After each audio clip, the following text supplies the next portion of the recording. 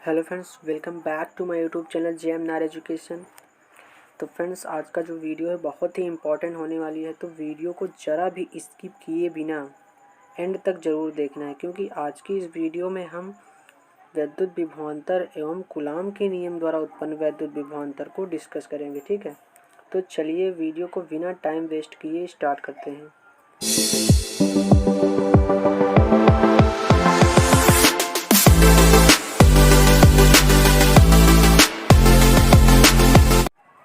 सबसे पहले हम वैद्युत विभव को डिस्कस करेंगे। ठीक है, चलिए सबसे पहले हम इसके डिफिनीशन को क्लियर करते हैं। ठीक है, वैद्युत क्षेत्र में किसी परीक्षण आवेश यानी परीक्षण आवेश को किससे डिनोट करते हैं? क्यू नॉट को। इसके पिछले वाले लेक्चर में मैंने बताया था परीक्षण आवेश को किससे डिनोट करते हैं और परीक्षण आवेश का मान कितना होता है। ठीक है, और बीमा कितना होता है, सब बताया था। ठीक है, वहाँ पर तो परीक्षण आवेश को एक स्थान से दूसरे स्थान तक ले जाने में किया गया कार्य को किससे डिनोट करते हैं? W से। तथा परीक्षण आवेश के अनुपात को उन बिंदुओं के बीच विभवांतर कहते हैं। ठीक है, तो देखिए यहाँ से इसको कैसे लिखेंगे, इसका फार्मूला हम वैद्युत क्षेत्र में, अब देखिए आप पढ़िए इसको फिर से। वैद्युत क्षेत्र में किसी परीक्षण आवेश क्यू नॉट को एक स्थान से दूसरे स्थान तक ले जाने में किया गया कार्य तथा परीक्षण आवेश के अनुपात को उन बिंदुओं के बीच विभवांतर कहते हैं। ठीक है, तो इसको हम क्या लिखेंगे, इसका जो फार्मूला हो जाएगा V = W upon Q not है ये। ठीक है, देखिए इसको आप ऐसे भी लिख सकते हैं। देखिए वैद्युत विभव का डिफिनीशन आप इस फार्मूले से भी बना के लिख सकते हैं। वो कैसे, देखिए आप इसको ऐसे लिख सकते हैं कि वैद्युत विभव या विभवांतर किए गए कार्य तथा परीक्षण आवेश के अनुपात के बराबर होता है। ठीक है, इक्वल होता है। इसको आप ऐसे भी लिख सकते हैं। और इसका मात्रक क्या होता है? इसका मात्रक होता है जूल प्रति कूलाम। देखिए कार्य का मात्रक क्या होता है? जूल बटे आवेश का मात्रक क्या होता है? कूलाम। ठीक है, तो जूल प्रति कूलाम। और इसकी वीमा क्या होती है? वीमा भी पूछता है। ठीक है, इसकी वीमा क्या होती है? mL⁻², T⁻³ 1⁻−1। ठीक है, इसकी ये वीमा होती है वैद्युत विभव की। ठीक है, तो ये आपको क्लियर हो गया होगा। चलिए अब आगे बढ़ते हैं। यानी इसके बाद वाला जो टॉपिक है, वैद्युत विभव के बाद वाला जो टॉपिक है वो है कि कूलाम के नियम द्वारा उत्पन्न वैद्युत विभव या विभवांतर। यानी हम कूलाम के नियम द्वारा ठीक है, कूलाम के नियम द्वारा हम इस वैद्युत विभव को ज्ञात करेंगे। ठीक है, चलिए कूलाम के नियम द्वारा हमें वैद्युत विभव या विभवांतर ज्ञात करना है। ठीक है, निकालना है, यानी उसका फार्मूला ज्ञात करना है। तो सबसे पहले हम लिखेंगे वी नो दैट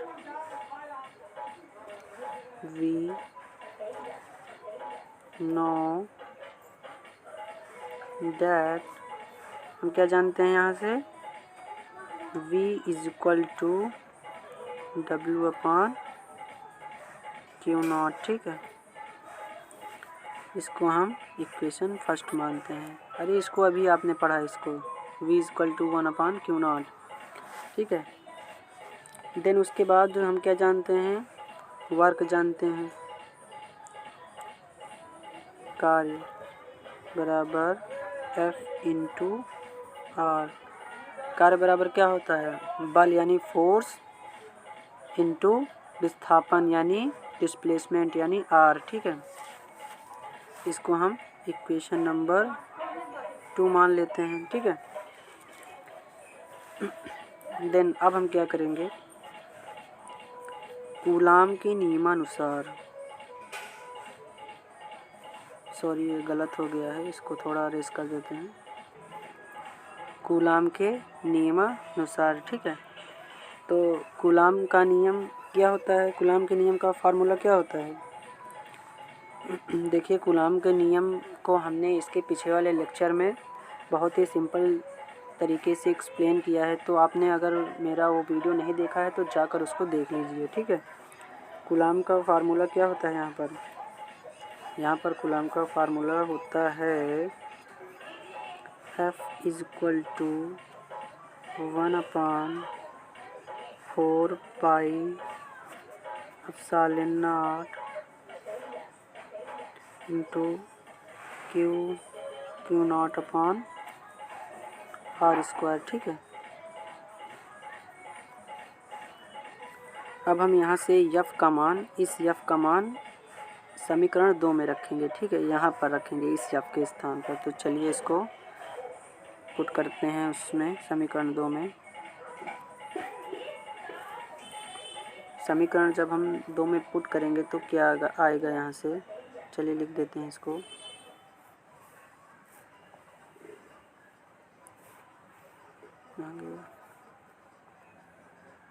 F का मान समीकरण 2 में रखने पर, ठीक है। समीकरण 2 में रखने पर तो रख दीजिए। समीकरण 2 में क्या था वहाँ पर, W = F इंटू R था, तो F के स्थान पे हमें रखना है, ठीक है। 1/4 पाई 4 है, ठीक है। 4 पाई epsilon not into Q not upon r² into R पहले से ही था, तो इस R से ये एक R कैंसिल हो जाएगा, क्योंकि यहाँ पर स्क्वायर है, इसका मतलब 2 R है यहाँ पर, ठीक है। अब यहाँ से क्या बचेगा, W = 1/4 pi epsilon not into Q not upon r² हो जाएगा, ठीक है यहाँ से। अब इसके बाद हम इस W का मान हम कहाँ रखेंगे, समीकरण 1 में रखेंगे, ठीक है। W का मान है, ठीक है। समीकरण 1 में रखने पर, ठीक है।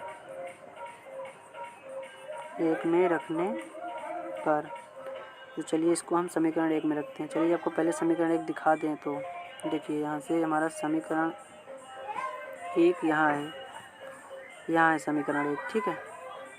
V = W/Q0, ठीक है। ये है हमारा समीकरण 1। तो चलिए इसको रख देते हैं हम समीकरण 1 में।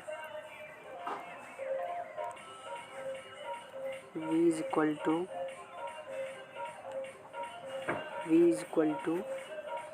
W/Q0 था वहाँ पर, तो हम W के स्थान पे इसको रखेंगे, ठीक है। 1/4 पाई एप्सिलॉन नॉट इंटू क्यू0 अपॉन r² बटे में क्या था, Q0 था, ठीक है। देखिए अब ये जो नीचे जो यहाँ पर Q0 है, ये Q0 हमारा यहाँ पर आ जाएगा, r² के पास आ जाएगा, ठीक है।